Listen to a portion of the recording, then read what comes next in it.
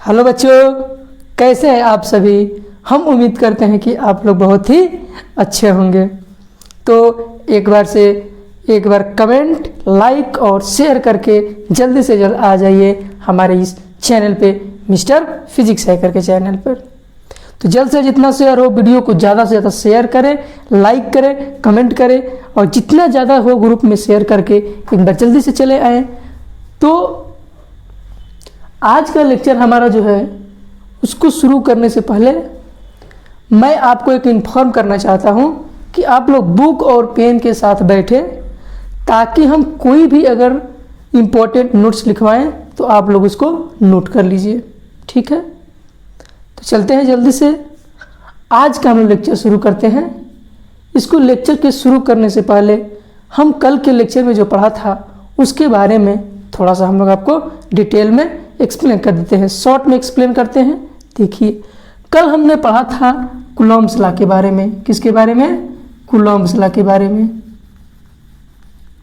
किसके बारे में? कूलॉम्स लॉ के बारे में। कूलॉम्स लॉ ने कहा था,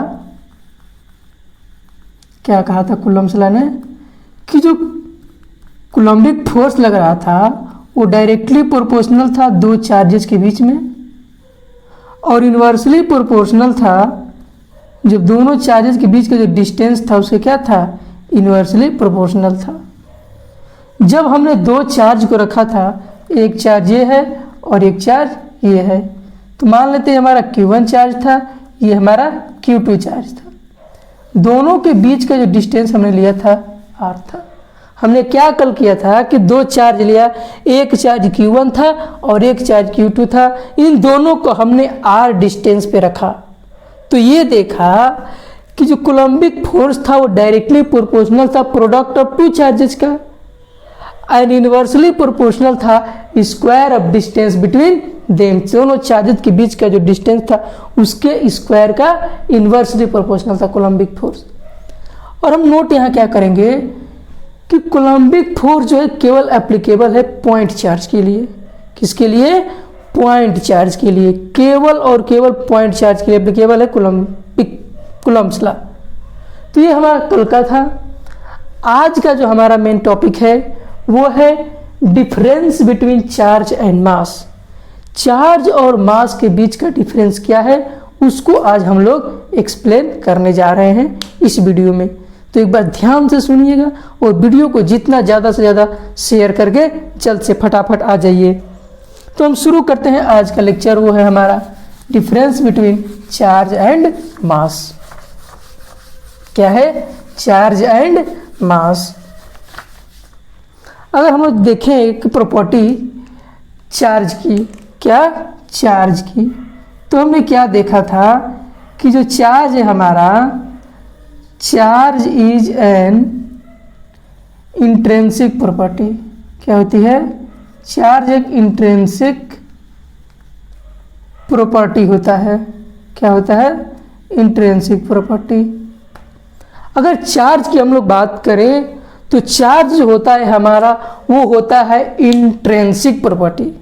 क्या होता है? Intrinsic property. सर, ये इंट्रिंसिक प्रॉपर्टी क्या होता है? चार्ज इंट्रिंसिक प्रॉपर्टी क्यों होता है?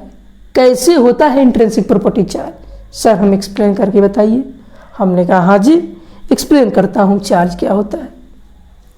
इंट्रिंसिक की बात करें अगर हम लोग, तो इंट्रिंसिक प्रॉपर्टी का मतलब होता है लास्ट। क्या होता है? लास्ट। इंट्रिंसिक प्रॉपर्टी का मतलब होता है कि चार्ज की ये लास्ट प्रॉपर्टी है। ना तो हम चार्ज को क्रिएट कर सकते हैं, ना चार्ज को हम लोग डिस्ट्रॉय करते हैं, क्योंकि चार्ज जो है खुद ही एक लास्ट प्रॉपर्टी है। ना तो हम चार्ज को क्रिएट कर सकते हैं और ना ही हम चार्ज को डिस्ट्रॉय कर सकते हैं। इसलिए कहा जाता है कि charge is an intrinsic property, यानी चार्ज एक खुद में क्या है? लास्ट प्रॉपर्टी है। चार्ज को हम लोग ना तो क्रिएट कर सकते हैं और ना ही डिस्ट्रॉय कर सकते हैं। इसलिए हम लोग कहते हैं कि चार्ज कौन सा प्रॉपर्टी है? इंट्रिंसिक प्रॉपर्टी है। क्या है? इंट्रिंसिक प्रॉपर्टी है। तो इसको नोट कर लीजिए कि चार्ज कौन सी प्रॉपर्टी है? इंट्रिंसिक प्रॉपर्टी है। तो हम इसको इरेज करते हैं, जल्दी से नोट करिए इसको। चार्ज क्या है? इंट्रिंसिक प्रॉपर्टी है। अगर समझ में आ गया हो तो जल्द से इसको नोट कर ले, वीडियो को पॉज करके। इरेज करते हैं हम इसको।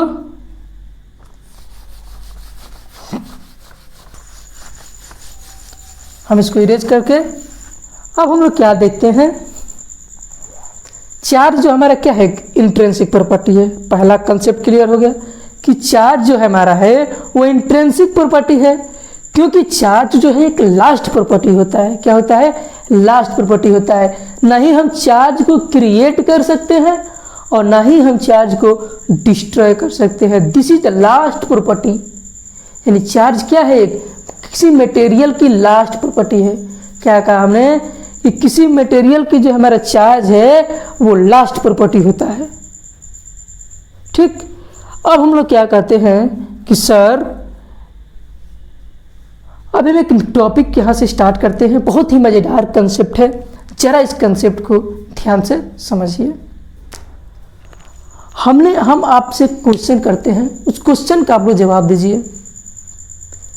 क्वेश्चन हमारा ये है कि किसी ऑब्जेक्ट को कैसे पॉजिटिवली चार्ज कर सकते हैं और किसी ऑब्जेक्ट को कैसे नेगेटिवली चार्ज कर सकते हैं।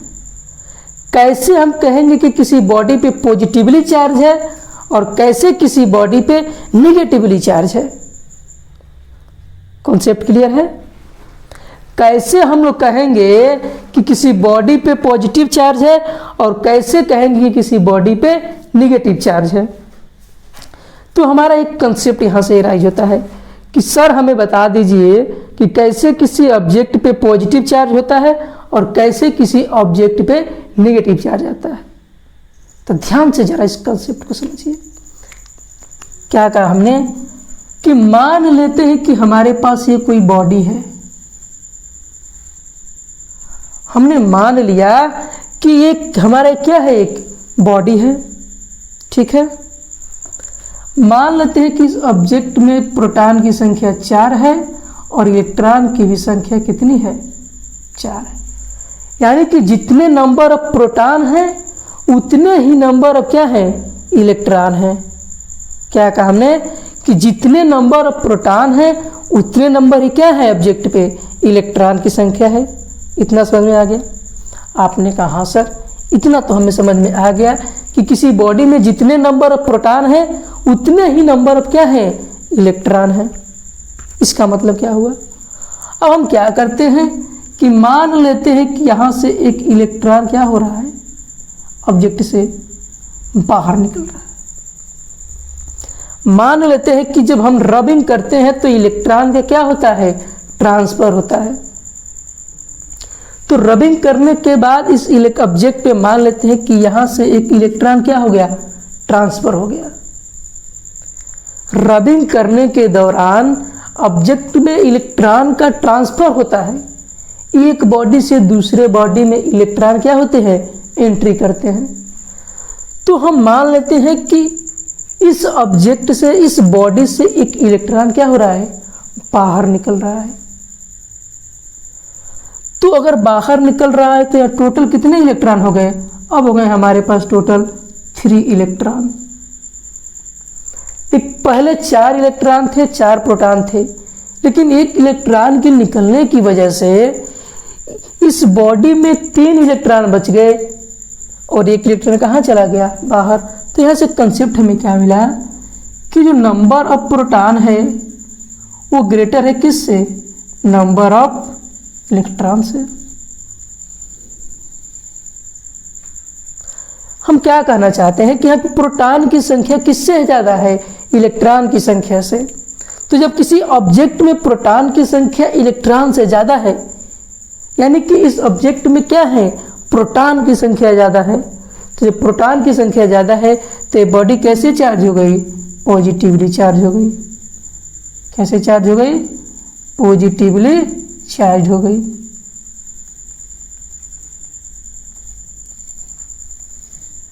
यानी कि यहाँ इलेक्ट्रॉन का क्या हो रहा है, इफिशियंसी हो रही है। क्या हो रहा है यहाँ पे, अगर नोट करने के लिखे तो यहाँ क्या हो रहा है, इफिशियंसी ऑफ इलेक्ट्रॉन। क्या हो रहा है, इफिशियंसी ऑफ इलेक्ट्रॉन। यानी यहाँ पे क्या हो रहा है, इलेक्ट्रॉन की क्या हो रही है, इलेक्ट्रॉन की कमी हो रही है। अगर हम लोग बात करें कि सर इफिशियंसी का मतलब होता है कि कमी, यानी इलेक्ट्रॉन का क्या हो रहा है, यहाँ पे एक इलेक्ट्रॉन की क्या हो रही है, कमी हो रही, जिसकी वजह से बॉडी पे क्या आ गया, पॉजिटिवली चार्ज आ गया। यानी अगर इलेक्ट्रॉन का ट्रांसफर हो रहा है, यानी इलेक्ट्रॉन जब गेन कर रहा है तो उस बॉडी पे कौन सा चार्ज आ रहा है, पॉजिटिवली चार्ज आ रहा है। तो इस बॉडी को हम लोग कहेंगे कौन सा चार्ज है, पॉजिटिवली चार्ज बॉडी है। ठीक है, तो वीडियो को पॉज करके इसको नोट करिए, देन हम आपको आगे बताते हैं। ठीक है, वीडियो को पॉज करके नोट कर लीजिए। नोट कर लिए? ठीक है, इसको हम इरेज करते हैं।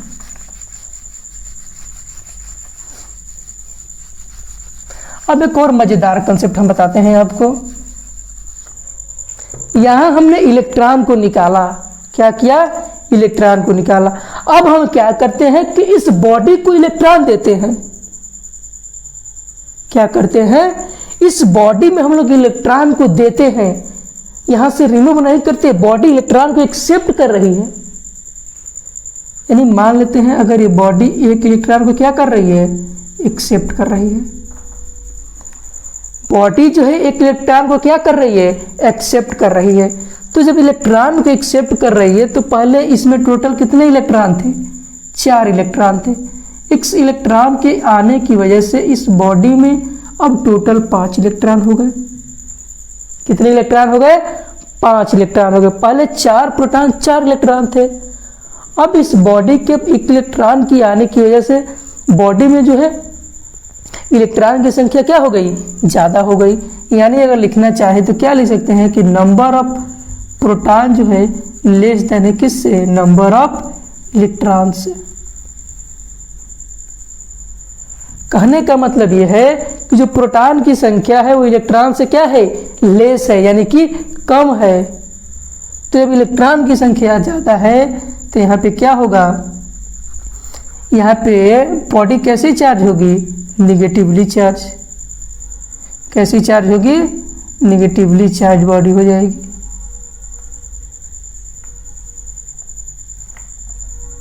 यानी यहाँ क्या हो रहा है, नोट करके लिखें तो एक्सेप्ट ऑफ इलेक्ट्रॉन, बॉडी क्या कर रही है, इलेक्ट्रॉन को एक्सेप्ट कर रही है, एक्सेप्ट ऑफ इलेक्ट्रॉन।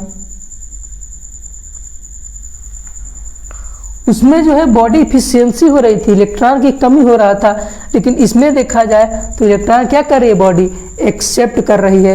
यानी कहने का मतलब यह है कि जब बॉडी इलेक्ट्रॉन को एक्सेप्ट करेगी तो इलेक्ट्रॉन की संख्या ज्यादा होगी, और जब इलेक्ट्रॉन की संख्या ज्यादा होगी तो बॉडी पे कौन सा चार्ज आएगा, निगेटिवली चार्ज। यानी कि नंबर ऑफ प्रोटॉन अगर ज्यादा है तो बॉडी पे पॉजिटिवली चार्ज आएगा, और अगर उसी बॉडी पे इलेक्ट्रॉन की संख्या ज्यादा है तो बॉडी पे कौन सा चार्ज आएगा, निगेटिवली चार्ज आएगा।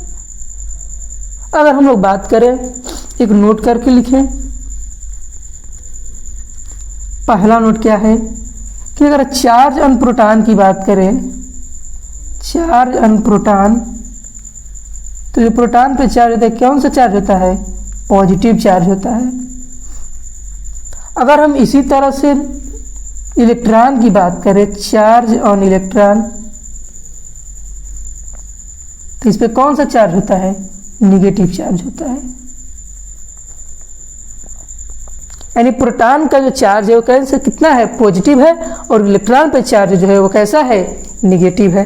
तो वीडियो को पॉज करके क्या करिए, नोट करिए। आप लोग वीडियो को पॉज करके क्या करिए, नोट कर लीजिए। तो हमको इसको इरेज करते हैं। तो आप लोगों ने कंसेप्ट समझ लिया। अब हम यहाँ से बात करते हैं डिफरेंस बिटवीन चार्ज और मास। इससे जो हम पहले जिक्र किया था वो कुछ इंपॉर्टेंट बातें थी चार्ज के बारे में, कि कैसे किसी बॉडी पे पॉजिटिव चार्ज आता है और कैसे किसी बॉडी पे नेगेटिव चार्ज आता है। अब यहाँ से एक कंसेप्ट जरा समझते हैं, ठीक है। हम मान लेते हैं कि हमारे पास ये कोई ऑब्जेक्ट है, क्या है, बॉडी है, इसमें 4 प्रोटॉन हैं और 4 क्या है, इलेक्ट्रॉन है।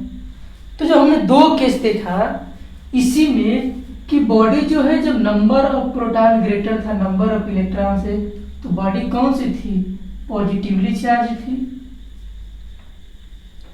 और जब नंबर ऑफ प्रोटॉन लेस था नंबर ऑफ इलेक्ट्रॉन से, तो बॉडी कौन सी चार्ज थी? निगेटिवली चार्ज थी। यानी यहां से कंसेप्ट ये मिला कि चार्ज जो है पॉजिटिव भी हो सकता है, निगेटिव भी हो सकता है। क्या कहने का मतलब है कि चार्ज जो है पॉजिटिव भी हो सकता है, निगेटिव भी हो सकता है। अगर हम इस केवल बॉडी की बात करें तो जितने नंबर ऑफ प्रोटॉन है उतने ही नंबर ऑफ इलेक्ट्रॉन है, यानी कि जितने नंबर ऑफ पॉजिटिव चार्ज है उतने नंबर ही निगेटिव चार्ज है। तो इस बॉडी पे अगर हम नेट चार्ज की बात करें, अगर इस बॉडी पे हम लोग नेट चार्ज की बात करें तो वो कितना है? 0 है। यानी कि चार्ज जो है हमारा पॉजिटिव भी हो सकता है, निगेटिव भी हो सकता है, 0 भी हो सकता है। चार्ज जो है हमारा पॉजिटिव भी हो सकता है, निगेटिव भी हो सकता है, 0 भी हो सकता है। क्योंकि जब प्रोटॉन की संख्या इलेक्ट्रॉन से ज्यादा तो बॉडी कौन सी चार्ज थी? पॉजिटिवली चार्ज थी। जब बॉडी पे नंबर ऑफ प्रोटॉन की संख्या लेस थी इलेक्ट्रॉन की संख्या से, तो बॉडी जो है हमारा निगेटिवली चार्ज थी। और हम एक बॉडी में की बात करें तो इसमें जितने नंबर ऑफ प्रोटॉन थे उतने ही नंबर ऑफ इलेक्ट्रॉन थे। यानी कहने का मतलब यह है कि जितने प्रोटॉन की संख्या थी उतने ही इलेक्ट्रॉन की संख्या थी, तो एक दूसरे को क्या कर रहे थे? वो कैंसिल आउट कर दे रहे थे। और जो नेट चार्ज हमारा आ रहा था वो क्या कितना था? 0 था। कितना था? 0 था। तो ये चार्ज की बात हुई। अब यहां से ये प्रश्न उठता है, क्या सर मास 0 हो सकता है? क्या सर मास 0 हो सकता है?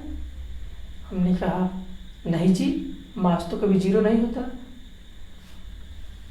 दूसरा क्वेश्चन रहता है, क्या मास निगेटिव हो सकता है?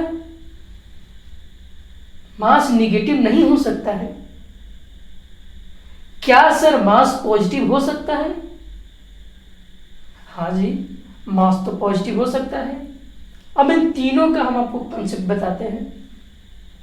अगर बॉडी का मास 0 है, मतलब कि बॉडी जो है वो एग्जिस्ट नहीं कर रही है। अगर बॉडी का मास 0 है तो बॉडी होगी ही नहीं, यानी यहां बॉडी का एग्जिस्टेंस नहीं होगा।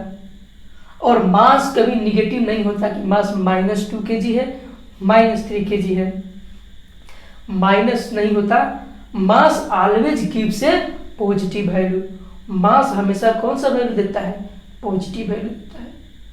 तो यहां से पहला कंसेप्ट क्या तैयार किया कि इसको फिगर पर नोट कर लीजिए। अगर आप नोट करना चाहते हैं तो वीडियो को पॉज करके नोट कर लीजिए, ठीक है? इरेज करके हम इसको नोट कर लीजिए वीडियो को पॉज करके, ठीक है?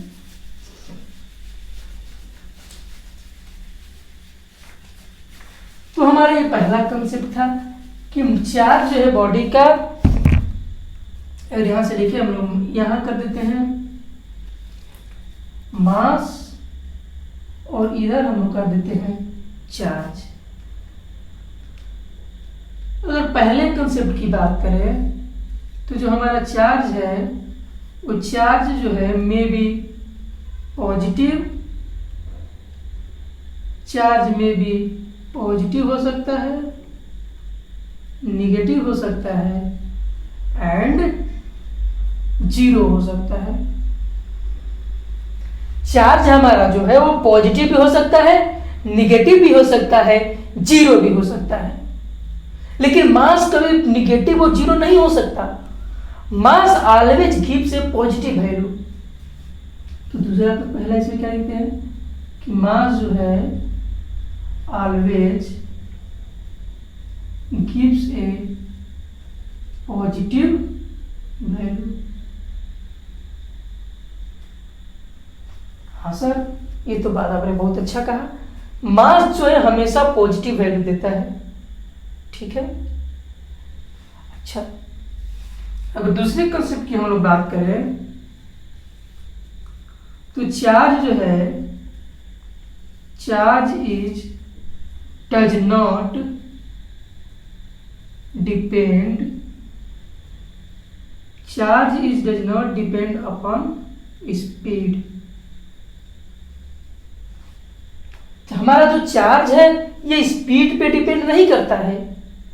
क्या कहा हमने कि जो चार्ज होता है वो स्पीड पे डिपेंड नहीं करता, लेकिन अगर मास की बात करें तो मास जो है हमारा ये होता है क्या, स्पीड पे डिपेंड करता है। तो दूसरा कंसेप्ट क्या मिला यहां से कि मास जो है, मास डिपेंड्स अपॉन स्पीड। चार्ज जो है स्पीड पे डिपेंड नहीं करता है, लेकिन मास जो है हमारा स्पीड पे क्या करता है, डिपेंड करता है। आपने कहा सर कैसे मास जो है डिपेंड करता है, चार्ज डिपेंड नहीं करता। तो देखिए कैसे डिपेंड, अगर यहां मान लेते हैं एक फॉर्मूला होता है m is equal to M not upon under root 1 minus V square upon में सी स्क्वायर। ये जो है हमारा मास बॉडी का है और ये जो है हमारा रेस्ट मास है। एम नॉट क्या है हमारा, रेस्ट मास। जो बॉडी रेस्ट में उस समय का जो उसका मास है वो कौन सा मास है, रेस्ट मास है। अगर हम लोग क्या करते हैं कि v की वैल्यू को क्या रख देते हैं, c रख देते हैं। हमने क्या किया कि इस v की जगह पे हमने क्या रख दिया, c रख दिया। तो जैसे ही हमने c रखा तो एम नॉट अपान में अंडर रूट 1 माइनस 1 हो जाएगा, क्योंकि सी स्क्वायर या सी के भी जगह सी रखेंगे तो सी स्क्वायर अपान में सी स्क्वायर कैंसिल हो, कितना हो जाएगा 1। और यहाँ पे m is equal to M not upon 0 किसके बराबर हो जाएगा, अनडिफाइंड, इनफाइनाइट के बराबर हो जाएगा।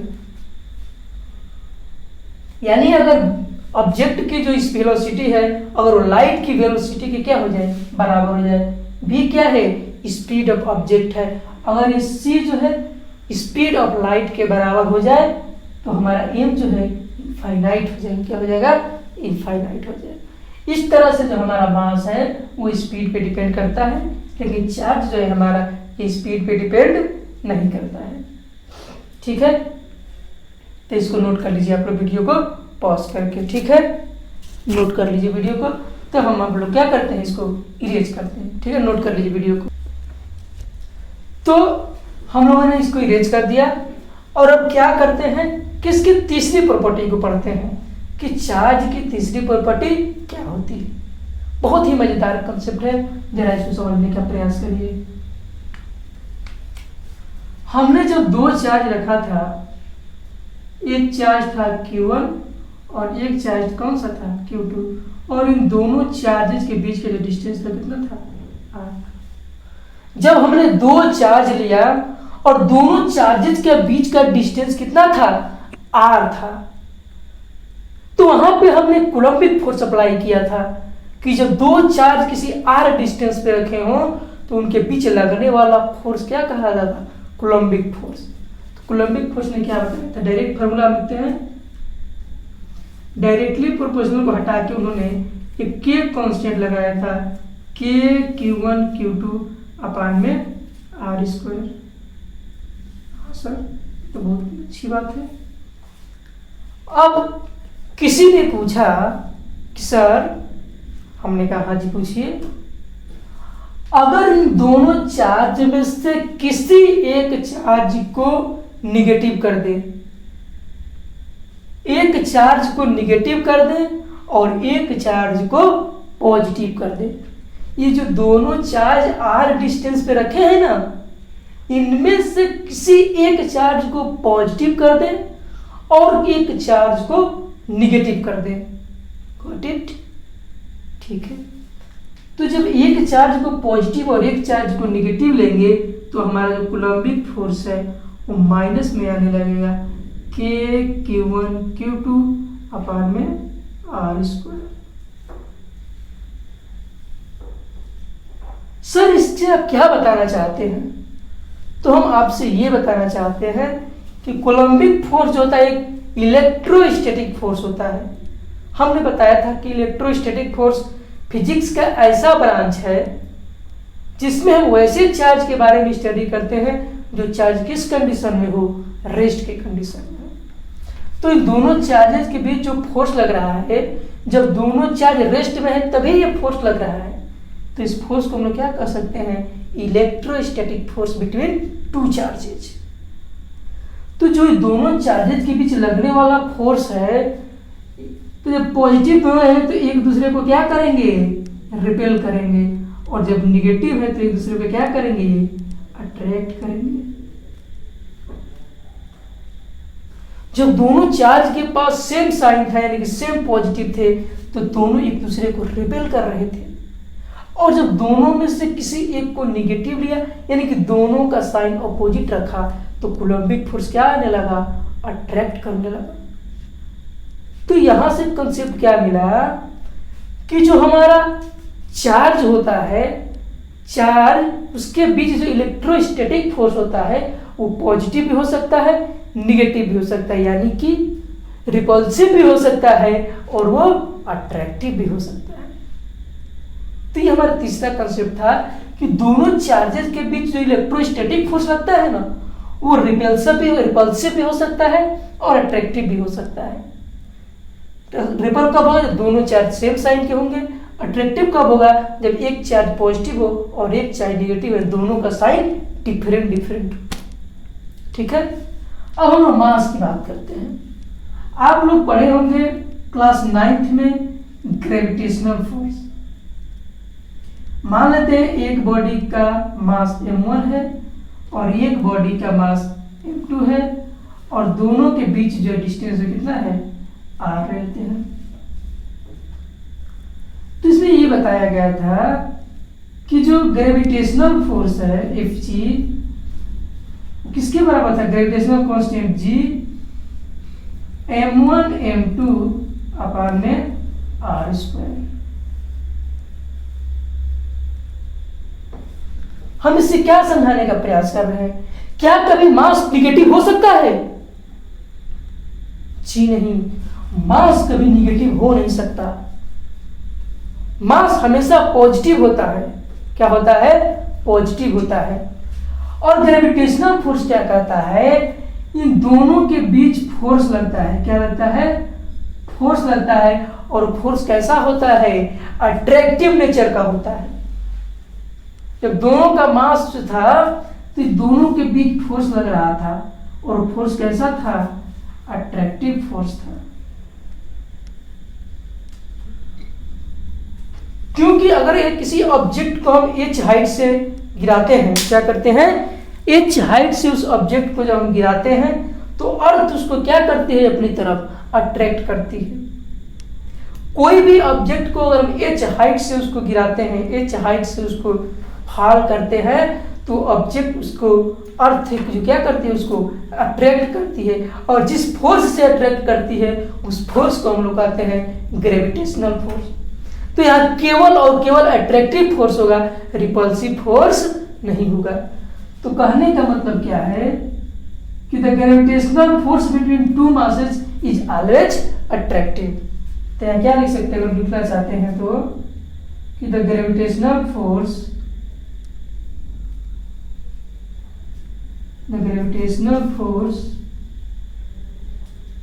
between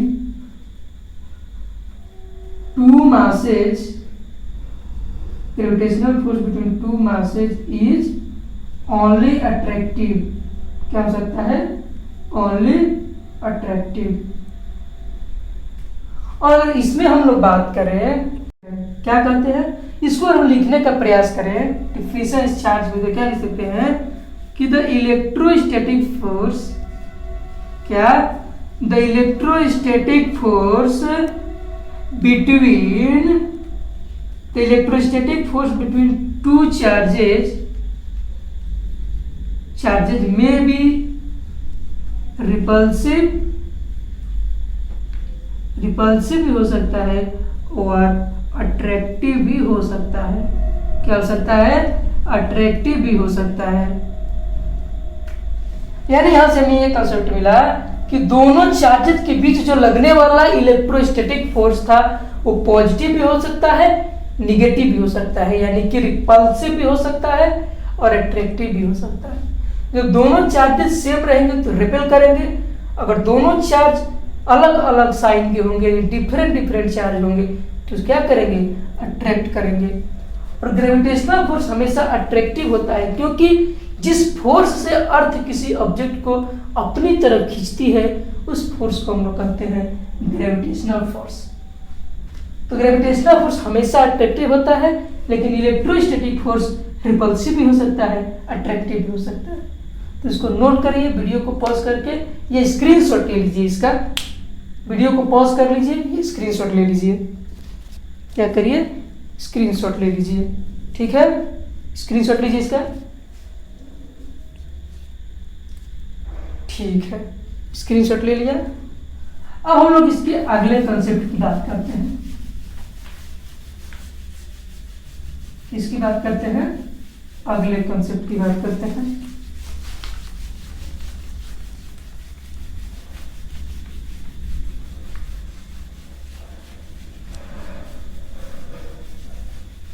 अगर हमें देखा जाए, अगर हम बात करें चार्ज और मास की बात करें, किसकी बात करें, चार्ज और मास की बात करें, हमने यह क्या देखा कि चार्ज जो होता है उस चार्ज के पास कुछ न कुछ मास होता है। क्या होता है, कुछ न कुछ मास होता है। अगर एक इलेक्ट्रॉन पे चार्ज की मास की बात करें तो 9.1 होता है इंटू 10 के पावर -31 होता है। 9.1 इंटू 10 के पावर -31 होता है, ठीक है। तो एक चार्ज पे मास की वैल्यू जो होता है 9.1 इंटू 10 के पावर -31 होता है। सर आप इस कंसेप्ट से क्या समझाना चाहते हैं? हम इस कंसेप्ट ये समझाना चाहते हैं कि चार्ज जो है बिना मास के एग्जिस्ट नहीं करता। चार्ज जो है बिना मास के एग्जिस्ट नहीं कर सकता, लेकिन वही मास जो होता है वो चार्ज के बिना एग्जिस्ट कर सकता है। क्या कर सकता है, मास जो है चार्ज के बिना एग्जिस्ट तो कर सकता है, लेकिन चार्ज जो है मास के बिना एग्जिस्ट नहीं कर सकता। तो यहां से हमें क्या कंसेप्ट मिला कि चार्ज है सम मासेज। चार्ज के पास कुछ मास होता है, लेकिन मास है नो एनी चार्ज। मास के पास कोई चार्ज नहीं होता। मे भी हो भी सकता है, नहीं भी हो सकता है। मास के पास चार्ज हो भी सकता है, नहीं भी हो सकता है। ये कंडीशन पे डिपेंड करता है कि बॉडी में मास होगा कि नहीं होगा, मास के पास चार्ज होगा कि नहीं होगा। लेकिन चार्ज की बात करें तो ये बिना मास के एग्जिस्ट नहीं कर सकता, ठीक है। तो वीडियो को पॉज करके इसका स्क्रीनशॉट ले लीजिए, ठीक है, इसको नोट कर लिए, ठीक है। अगर हम बात करें, हमने पिछले लेक्चर एक बात बताया था आप लोगों को, जब शुरुआती का लेक्चर हम लोग पढ़ रहे थे तो उसमें हमने बताया था कि जब कोई चार्ज की वेलोसिटी कांस्टेंट ना हो,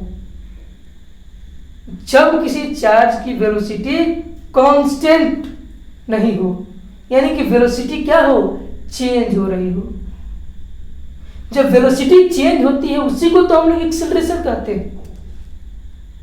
एक्सेलरेशन क्या कहता है कि rate of change in velocity, velocity किस रेट से चेंज हो रही है उसी को हम लोग कहते हैं एक्सेलरेशन।